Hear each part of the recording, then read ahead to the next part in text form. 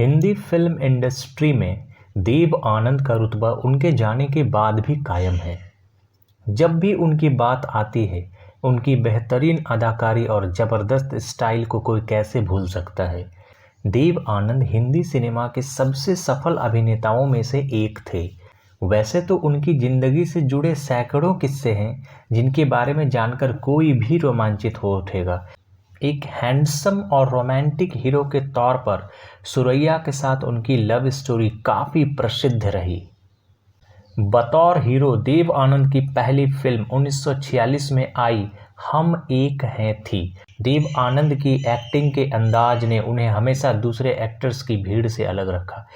हालांकि तारीफ पाने वाले देव आनंद को आलोचना भी कम नहीं मिली। कुछ लोगों ने सवाल भी उठाए, ये तक कहा कि अब देव आनंद को काम छोड़ देना चाहिए।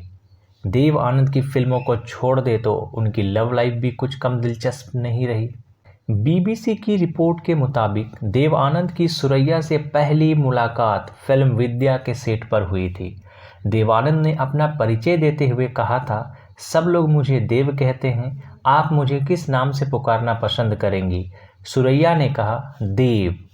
देव आनंद ने अपनी आत्मकथा रोमांसिंग विद लाइफ में कहते हैं, विद्या के सेट पर गाना चला, कैमरा रोल हुआ, सुरैया ने मुझको पीछे से गले लगाया, मैंने उनकी सांसों की गर्माहट महसूस की, मैंने उनके हाथों को चूमा और फिर उनकी तरफ एक फ्लाइंग किस उछाला। सुरैया ने उनके हाथ के पीछे का हिस्सा चूमकर उसका जवाब दिया। निर्देशक ने चिल्लाकर कहा, ग्रेट शॉट, और फिर शुरू हुआ दोनों के बीच प्यार का सिलसिला। दोनों को पहली नज़र में ही प्यार हो गया था। फिल्म के सेट पर दोनों की नज़रें एक दूसरे को ही तलाशती रहती थी। दोनों ने एक दूसरे के प्यार के नाम भी रख दिए। सुरैया ने अपने एक मनपसंद नॉवेल के हीरो के नाम पर देव आनंद का नाम स्टीव रखा, जबकि देव आनंद को सुरैया की नाक जरा लंबी लगती थी तो उन्होंने सुरैया का नाम रख दिया नौजी। जब सुरैया और देव आनंद की इश्क के चर्चे पूरी फिल्म इंडस्ट्री में होने लगे तो सुरैया की नानी को इसकी भनक लग गई। उन्होंने देव आनंद के घर आने पर पाबंदी लगा दी। हालांकि सुरैया की मां देव आनंद को बेहद पसंद करती थी, लेकिन घर में सुरैया की नानी का हुक्म चलता था और उन्हें सुरैया और देव आनंद के रिश्ते पर सख्त ऐतराज़ था। वहीं सुरैया अपनी नानी की सारी बात मानती थी। सुरैया की नानी को सुरैया का एक दूसरे धर्म के लड़के के साथ रिश्ता कतई बर्दाश्त नहीं था। उन्होंने सुरैया पर पाबंदी लगाना शुरू कर दिया। सुरैया को शूटिंग के अलावा देव से मिलने तक की इजाज़त नहीं थी।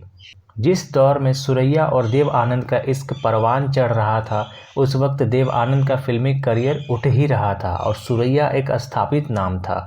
देव आनंद सुरैया से बहुत प्यार करते थे। उनकी ऑटोबायोग्राफी रोमांसिंग विद लाइफ में लिखा है, उस जमाने में देव साहब ने सुरैया को 3000 रुपये की हीरे की अंगूठी दी थी।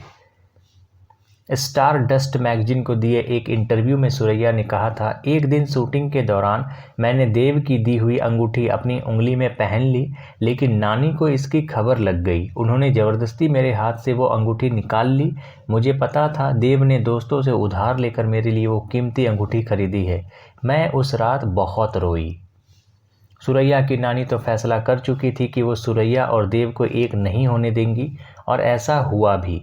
देव आनंद ने बाद में कल्पना कार्तिक से शादी कर ली, लेकिन सुरैया आजीवन अविवाहित ही रही। उस वक्त बेशक सुरैया देव आनंद से शादी की हिम्मत नहीं कर सकी, लेकिन हमेशा देव आनंद की यादों में खोई रही।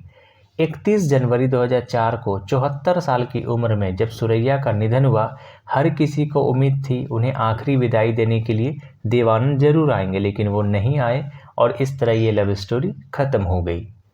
इसी तरह मज़ेदार किस्से सुनने के लिए हमारे चैनल को सब्सक्राइब करें, लाइक करें, शेयर करें और बेल आइकन ज़रूर प्रेस करें। Thank you for watching.